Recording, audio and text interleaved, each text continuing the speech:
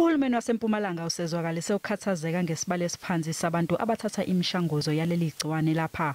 Manje usemkhankasweni wokugqugquzela abantu ukuba badle imishanguzo. We are doing relatively well in terms of the testing.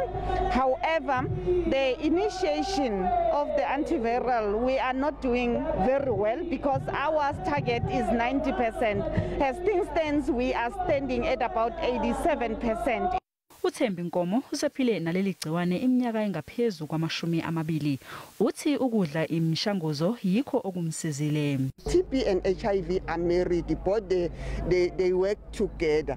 If you're taking if they say we are HIV positive and after that they say you got TB, you must drink those tablets both.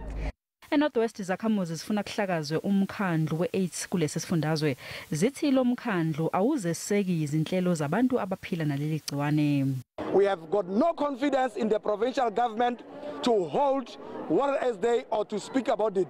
The AIDS Council in the Northwest has collapsed. We don't have structures. Abanye ke bakhalana ngokuthi abaphathwa kahle emtholampilo. Ka mogare ga kliniki mannese ga ba re tseipila rele batho ba re tshelang ka mogare we have been labeled.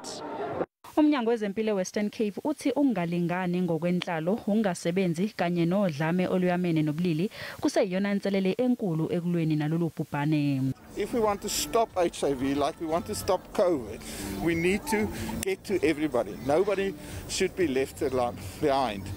Olekelela abantu abaphila nengculazi eKimberley eNorthern Cape uthi akulula neze njengoba bentula imali. Out of 160, 70% doesn't have any income because sometimes I even find myself popping money out of my pocket to feed them. Kunokhathazeka ke ngokwehla kwezibalo zabantu asebethatha imishanguzo yabo ngenxa yokuhlasela kwe-COVID-19.